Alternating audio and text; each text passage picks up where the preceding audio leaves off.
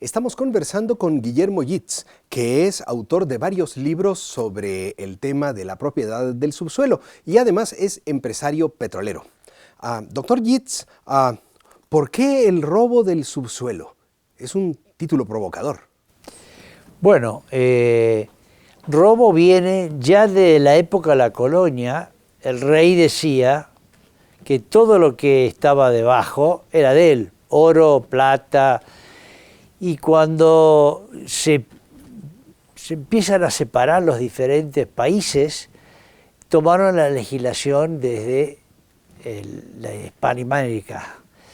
Y el robo empieza, digamos, con los gobiernos ya después de la independencia, donde le daban al superficiario, no le daban prácticamente nada, que es el que está arriba, y abajo el Estado se llevaba toda la plata y no la dejaba en las provincias que sacaban el crudo o el gas.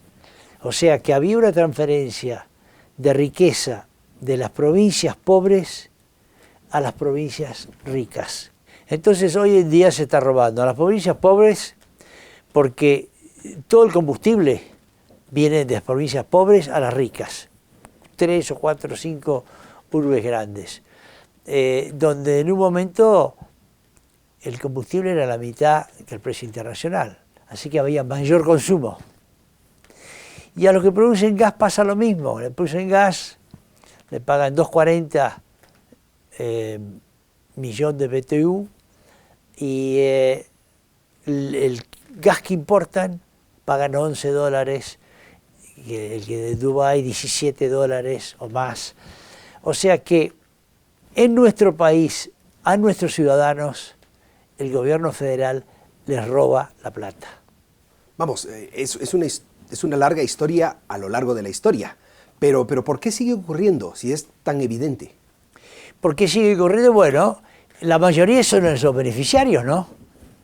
El combustible, la parte agrícola, y entonces ahí ocurre que no solo le roban eso, sino a las empresas que producen combustible, si le dicen la nafta o la gasolina tiene que estar a 50%, va a estar al 50% del precio internacional, voy a ser indiferente que lo exportes o que lo vendas acá Si lo exportás, me guardo como retención de exportación, si era 100, me guardo $50. Yo, partido, gobierno federal, no va a la provincia. Y a la provincia le pagan una regalía de 12% sobre el 50% que digamos precio artificial. Así que hay robo por todas partes. Hay robo cuando emiten, sin ir más lejos, las provincias son dueñas de los recursos naturales. Al ser dueños de los recursos naturales, ellos deberían decidir cuánto vale, a quién le vendo, deberían decidir que la plata vuelva a la provincia para crear economías regionales, como ha pasado en Estados Unidos, que la propiedad del subsuelo es del dueño del suelo. Acá, las capitales de provincias petroleras son pobres y el resto no existen. Entonces, el robo ha sido sistemático a través de la historia. En los últimos, hablando de la historia, en los últimos, digamos, 25 años, ¿hemos aprendido algo acerca del valor de la propiedad del subsuelo o seguimos sin aprender? Bueno, los que tienen que saber y lo saben son los superficiarios. El superficiario de una zona agrícola rica, bueno, no le interesa mucho, o que se beneficia de eso, porque cuando cosecha tiene gasoil más barato, ¿cierto? Los superficiarios de las provincias pobres, sí lo saben, pero no están movilizados. Estas cosas hay que movilizarlas con ONG que dicen, esta tierra que no se está usando y que después cuando se usa se negocia en la compañía extranjera con el gobierno federal, que no son los dueños, y nosotros nos quedamos mirando de afuera. Se le paga la mitad, digamos, del valor del mercado, de la regalía es un 12% de la mitad del valor del mercado. Entonces, no es que es un secreto de Estado, no es un secreto de Estado. No lo es un secreto de Estado. Tampoco es un secreto de Estado que la Constitución, artículos 14 y 17, protege el uso y la propiedad. Y sin embargo, viene un señor con un servicio de servidumbre de la Secretaría del Gobierno Federal y se mete en el campo y hace un pozo acá y hace una construcción acá. Entonces, el robo no solo es en dinero, es en su propiedad, es en su establecimiento. Eso lo saben todos. Es como el cuento del rey. El rey andaba desnudo por todas partes. Y el chiquito le dice, mami, ¿el rey está desnudo? Sí. No quería mentirle al chico. Y ahí todo el mundo piensa, el rey está desnudo, el rey está desnudo. Es lo que pasa. Ese robo es conocido por todos. ¿Por qué es tan importante el concepto de la propiedad en este contexto? Como idea, como concepto. El concepto de la propiedad, porque uno de los incentivos más grandes que hay para el ser humano, lo han hablado, viste, Douglas North, James Buchanan, que dice, la propiedad es fundamental la propiedad privada es fundamental para ejercitar los incentivos a producir más. Porque si sos dueño de los frutos de tu trabajo, te vas a exigir más. Si no lo sos, si van para otros, vas a exigir menos. Entonces, esto acá hay parte de la propiedad que no es de él, que lo usufructan otros, y los otros que lo usufructan le pagan la mitad de lo que deberían pagarle.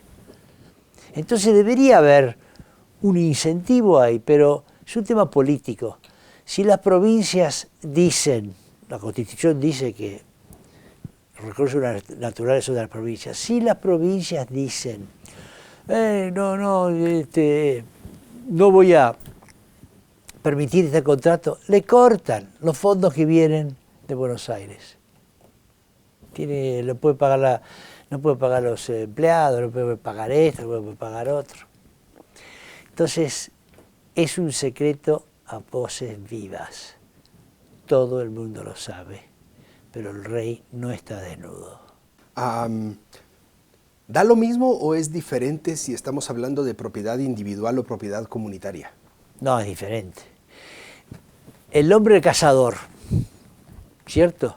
En ese momento existía la ley del más fuerte. Cuando un día empiezan a arar, se convierten en sedentarios, pero eso que araban era de la comunidad. Después se empezó a abrir, estoy hablando 8.000 años antes de Cristo, se fue a abrir a propiedad privada. El tipo trabajaba su chico tenía 5 años y yo, para producir más. Entonces, la propiedad privada es diferente a la propiedad comunitaria como pueden tener muchos pueblos, como tienen, pero no está el incentivo a trabajar más. ¿Quién se beneficia del actual estado de cosas?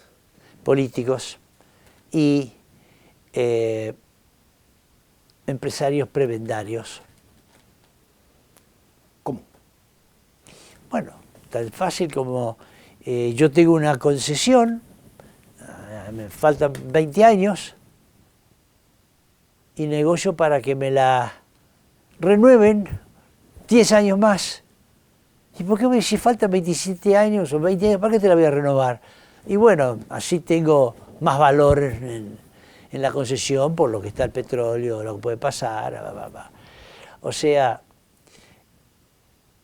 hay muchas formas de recibir beneficios non santos. Si quisiéramos promover un cambio en toda esta concepción de que el subsuelo es propiedad del Estado, Guillermo, ¿por dónde empezar? Hay que empezar por la gente que está involucrada. ¿Quién es la gente que está involucrada? El superficiario. O sea, el superficiario se siente invadido cuando vienen los petroleros a perforar en su campo. Una. Dos, si el petrolero tuviera el subsuelo, podría elegir, voy a ser ganadero, voy a ser agricultor, voy a ser petrolero, sin que necesite saber de petróleo. Porque se juntan X vecinos, toman un estudio especializado en esto para que negocie con la petrolera y le pagan con un 2%, 1% del rinde. O sea, se sentiría integrado. Esto. Hoy no puede decir, yo manejo mi propiedad. Si puede venir un tipo que no conoce, se le para a 30 metros, empieza a perforar, y dice, mira qué linda la Gengai que salió. Y hay 18 tipos que miden 1,80, 1,90, pesan 120, no les voy a decir nada a ver si te tiran algo o te revolean por el campo. Eso explica por qué el propietario, el superficiario en Texas se alegra si encuentra petróleo y el superficiario en nuestros países pues no tiene motivo para alegrarse. Tiene motivo para llorar, no para alegrarse. Si le vienen camiones adentro del campo, usted estaba tranquilo, tienen con hambre, le carnean la mejor vaca, vaya, haga juicio, 10 años, 12 años, haga juicio. Más, si usted no le permite entrar con el permiso de servidumbre, le expropian el campo. ¿Por qué le expropian el campo? Porque es considerada utilidad pública el petróleo. ¿Y la medicación no es utilidad pública? ¿Cuántas más cosas puede ser utilidad pública si dice que el petróleo es utilidad pública? Guillermo, si un ministro de Minas y Petróleo se acercara y le preguntara, necesito un buen consejo, ¿qué consejo podría darle en 45 segundos? Pásenle el subsuelo a los superficiarios y a lo mejor gana la presidencia la próxima vez. Porque va a tener miles de tipos que lo van a votar por hacer una cosa simple. Guillermo, muchas gracias por haber compartido con nosotros estas ideas y a ustedes también, muchas gracias.